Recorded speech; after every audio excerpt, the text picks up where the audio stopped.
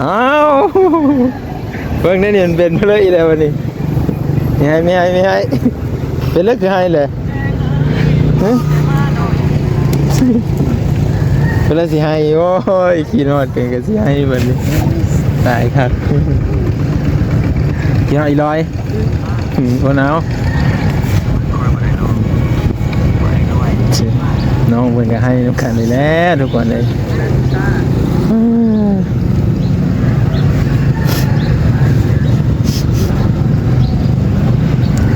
พัดผากจากกัน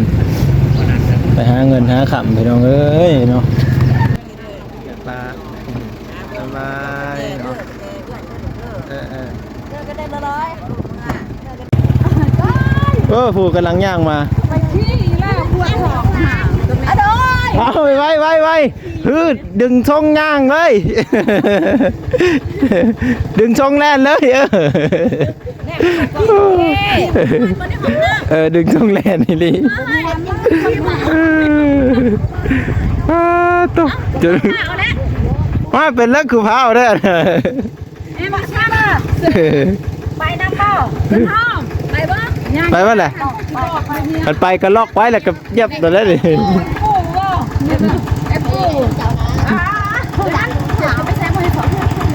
ปนันพาเหินก็ได้ตัวไปส่ง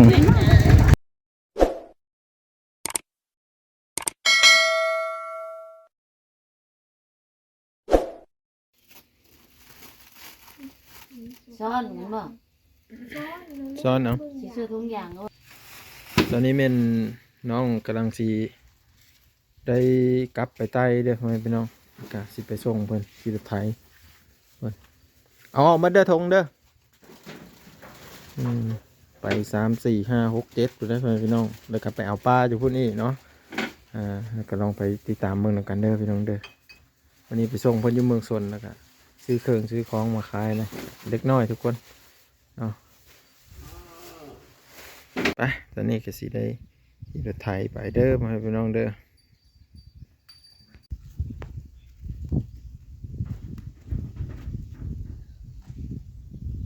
ทุกคนวันนี้เนาะกำลังสีติดรถไถแล้วก็สีพาไปส่งน้องเนาะไปเบิ้งนำกันทุกคนเมืองชนเนาะไกลเติบได้4 5 ลักคุณนะ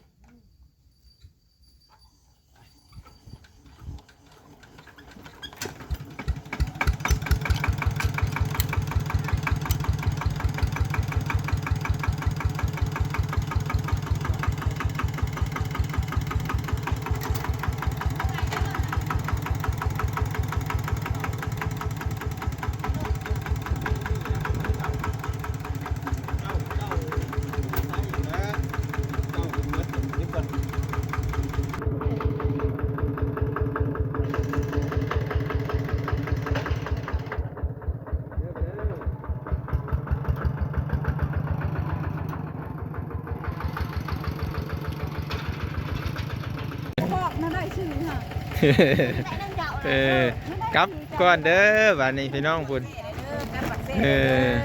กลับมาเท่ากับปักสีแล้วขี่รถป้ามบ้านนั้นกับจังขี่รถจักรมาครับกันนะป้านันไม่ไปส่งป้าอยู่เมืองชนบ่เลยดอยได้สัก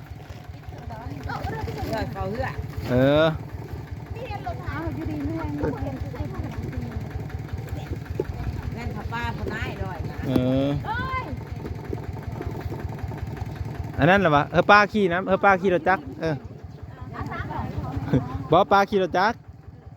บ้านมาตัวยังครับบ้านมาแล้วก็ตัวขับมาให้ป้าขี่แล้วหรอให้ป้าครับเลยให้ครับแล้วป้าขี่แล้วเนาะ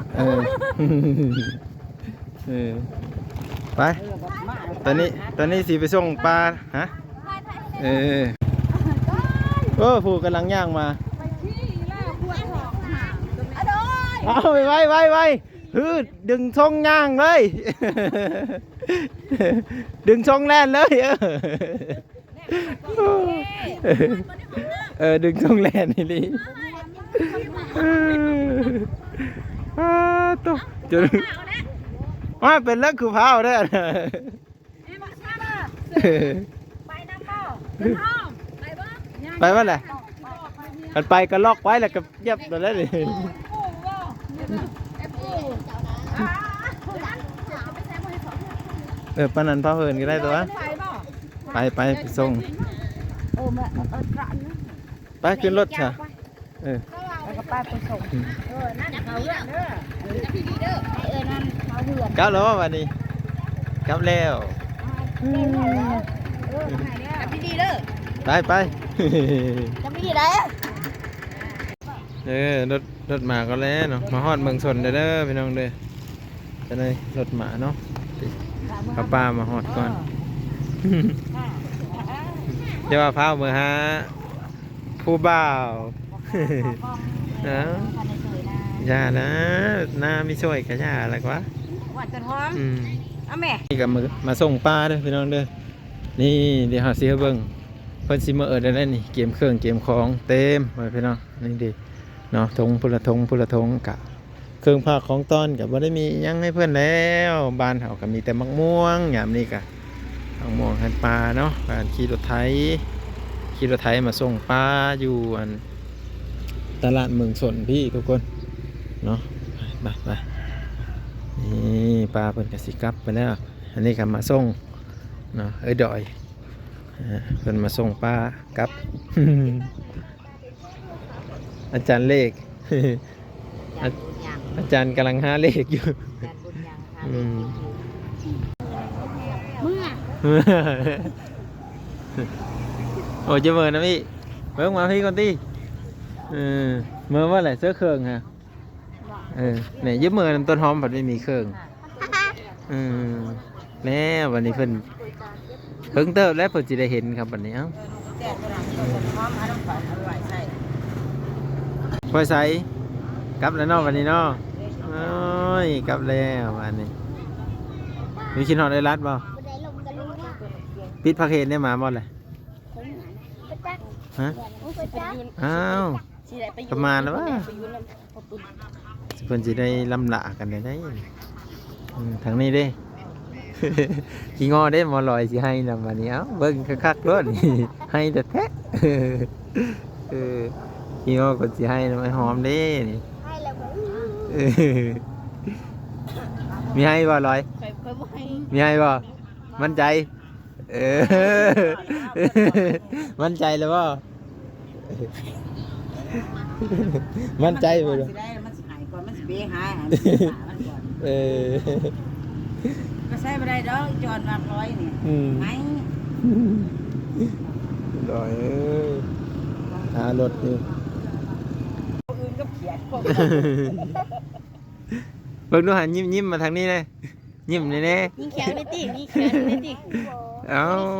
ยิงแขนไม่ติลัด พอใจบอกเขาการยิ้มยิงแขวได้หน่อยพอใจเพิ่นสิกลับปะกันแล้ว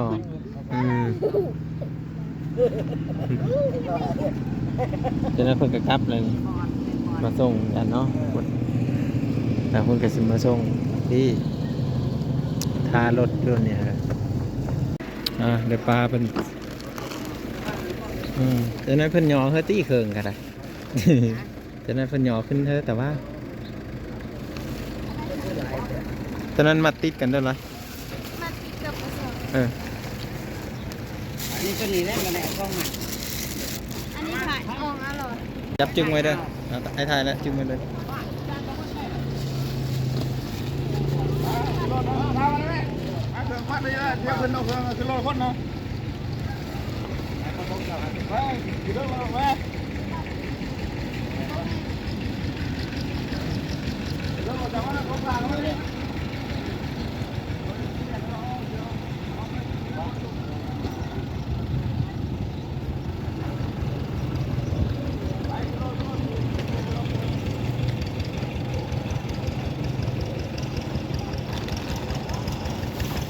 ได้นี่ก็ไปป่ะ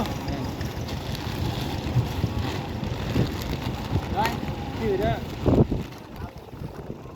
ไปดังเอาแจก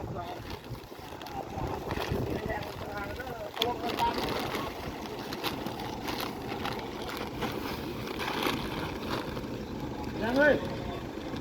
ว่า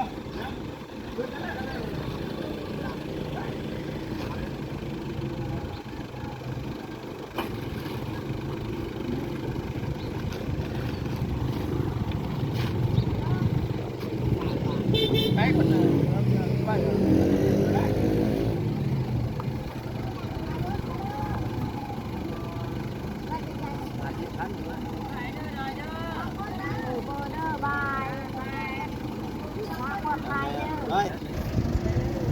ยบายหน่อยดิบ๊ายบายให้หอมเลย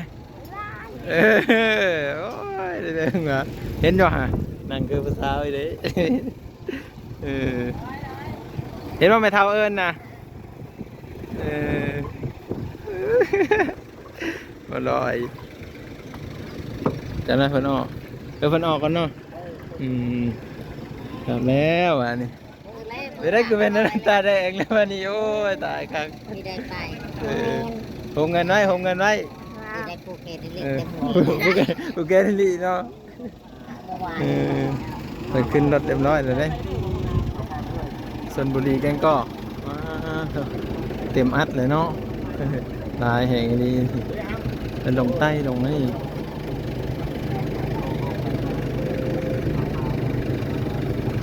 ไปใส่บ๊ายบาย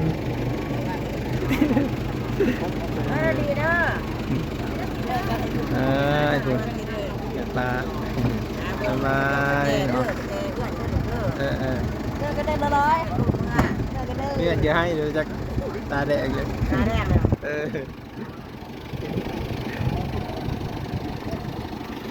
เป็นกะขึ้นรถเลยเนาะพี่น้องทางนี้ทางเฮานี่กะจะน้อยกะสิได้กลับมือคือกันไปว่าแหละฮะยังทันได้ตอนนี้ยังทันเลยฮะลิอ้าวเบิ่งได้นี่มันเป็นเพลอีแล้ววันนี้ไม่ให้เป็นเลิกคือให้เลยฮะเป็นเลิกสิให้โอ้ยขี้นอดเกินก็สิให้วันนี้ตายครับกี่ให้ลอยโอ้หนาวน้องเพิ่นก็ให้น้ำกันเลยแหละทุกคนเลย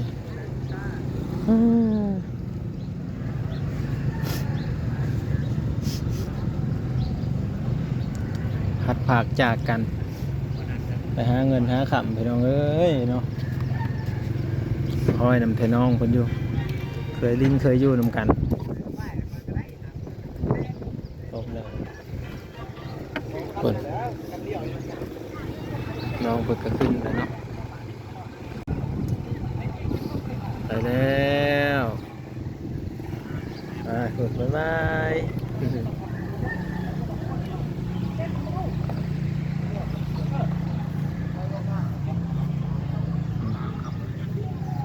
ทางร้านสาวน้องสาวทางพี่เปิดให้น้องสาวทางพุ่นไปเว้ย